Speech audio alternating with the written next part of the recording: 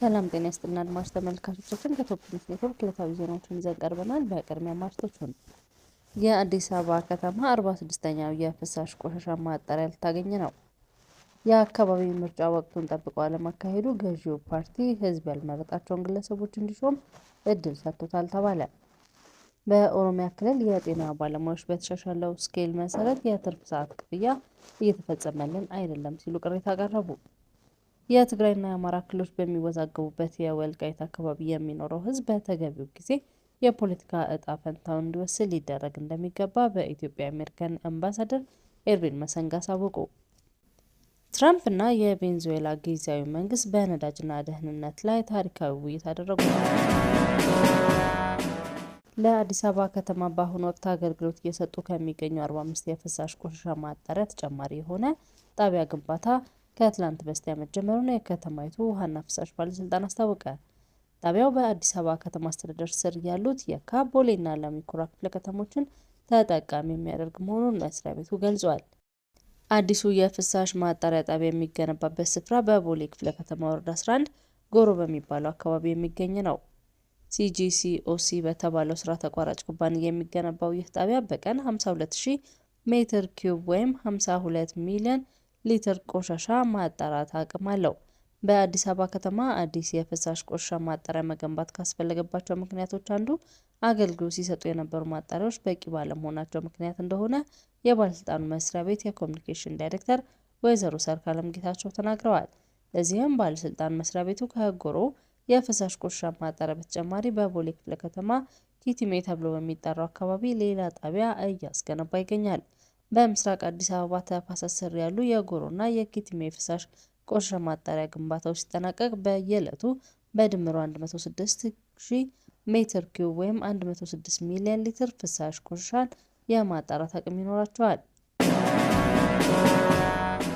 በኢትዮጵያ ላለፉት 2 አስርተ ዓመታት የአካባቢ ምርጫ ለመካሄዱ ገዢው ፓርቲ ባልመረጣቸው አካባቢዎች ጭምር የራሱን አባላት በአስተዳደርነት እንዲሾም ምቹ ዕድል ፈጥሯል ተባለ። ይህ አሰራር ዜጎች ውክልና ባልሰጡበት ባልመረጣቸው ግለሰቦች እንዲተዳደሩ ማስገደዱን ፖለቲከኛውና መምህሩ አቶ አበባ አካሉ ተናግረዋል።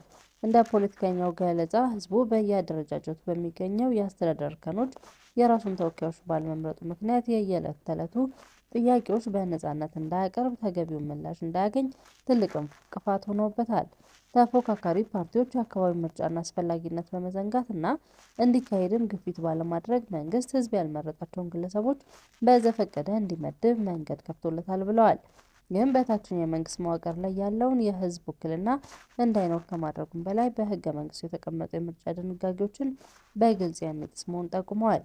አንድ ግለሰብ ለ20 ዓመታት ያህል በወረዳ ምክር ቤት አባልነት እንዲቆይ እያደረጉ ሀገርን በዲሞክራሲያዊ መንገድ እየመራው ነው ማለት እንደማይቻል አቶ አበበ አጽንኦት ሰጥተዋል።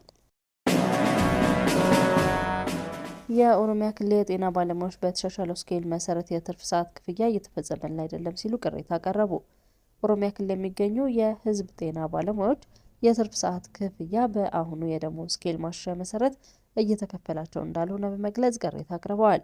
የጤና ባለሙያዎቹ በሰጡት አስተያየት የፌዴራል መንግስት ከዚህ ክፍያ አፈጻጸም ቢያሻሽልም የኦሮሚያ ክልል ግን ክፍያውን ተግባራዊ ለማድረግ ፈቃደኛ አልሆነም ሲሉ ከሰዋል።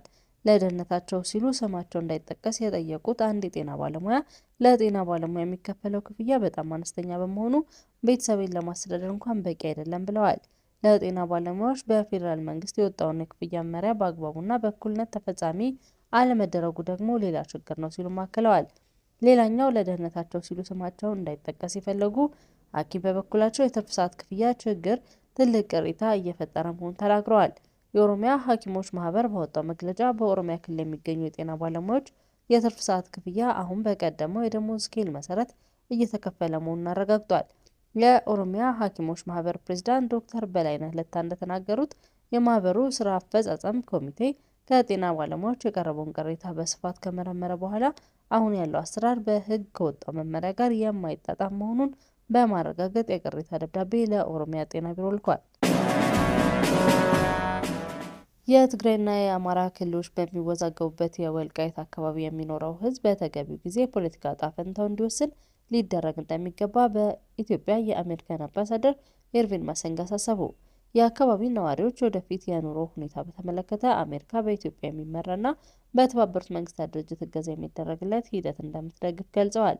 አምባሳደር ማሲንጋ ይህንን ያሉት ሐሙስ ጥር 7 2018 በሁመራ ያደረጉትን ጉብኝት በተመለከተ ባስተላለፉት መልእክት ነው። ማሲንጋ በዚህ መልእክታቸው በሁመራ በነበራቸው ቆይታ በአካባቢው ያለው ሕዝብ የሚያጋጥሙትን ተግዳሮቶች በዓይናቸው መመልከታቸውን ተናግረዋል። በአካባቢው ባሉ መሰረተ ልማቶች ላይ ጉዳት መድረሱን፣ የሕክምና አገልግሎት የተገደቡ መሆኑና የመሰረታዊ አገልግሎት እጥረት መኖሩን አምባሳደሩ በመልእክታቸው ዘርዝረዋል። እነዚህ ተግዳሮቶች በብዙዎች ሕይወት ላይ የሚያሳድሩት ተጽዕኖ መቀጠሉን የገለጹት ማሲንጋ ይህንን ችግር በአስቸኳይ እንዲስተካከል በሕዝቡ ዘንድ ያለውን ፍላጎት ጠቁመዋል። የአሜሪካው ፕሬዝዳንት ዶናልድ ትራምፕ ከቬኔዙዌላ ጊዜያዊ መንግስት ጋር የመጀመሪያ የሁለትዮሽ ውይይት ማድረጋቸውን ይፋ አደረጉ። ፕሬዝዳንት ትራምፕና የቬኔዙዌላ ጊዜያዊ ፕሬዝዳንት ዴልሲ ሮድሪጌዝ ያደረጉት ይህ ስብሰባ ኒኮላስ ማዱሮ በአሜሪካ ወታደሮች ቁጥጥር ስር ከዋሉ በኋላ የተከናወነ የመጀመሪያው ከፍተኛ ዲፕሎማሲያዊ ግንኙነት መሆኑ ታውቋል። በሁለቱ መሪዎች መካከል ለተደረገው ውይይት ዋና ዋና አጀንዳዎች ነዳጅ፣ ማዕድናት፣ ንግድና ብሔራዊ ደህንነት በጋራ መጠበቅን የሚሉ ነጥቦች በግንባር ቀደምትነት ተነስተዋል። የአሜሪካው ፕሬዝዳንት እንደገለጹት የቬኔዙዌላ የነዳጅ ምርትና ኤክስፖርት ሂደት በቁጥጥር ስር ማዋል የዋሽንግተን አስተዳደር ዋነኛ ስልታዊ ግብ ነው። ይህንን ተከትሎ የአሜሪካ ወታደራዊ ኃይልና የባህር ዳርቻ ጥበቃ ቡድን ባለፉት ጥቂት ሳምንታት ውስጥ ቢያንስ 5 የነዳጅ መርከቦችን በቁጥጥር ስር አውለዋል። በተጨማሪም ዋሽንግተን ያለ ፍቃድ የቬኔዙዌላ ነዳጅ ያጓጉዛሉ ተብሎ የተጠረጠሩ በርካታ ታንከሮችን ለመያዝ የሚያስችል የፍርድ ቤት ማዘዣ በማውጣት ላይ ትገኛለች። አድማጭ ተመልካቾቻችን ከቶፕ ኒውስ ኔትወርክ ለዕለቱ ያዝናቸው ዜናዎች እነዚህ ነበሩ። መልካም ቆይታ።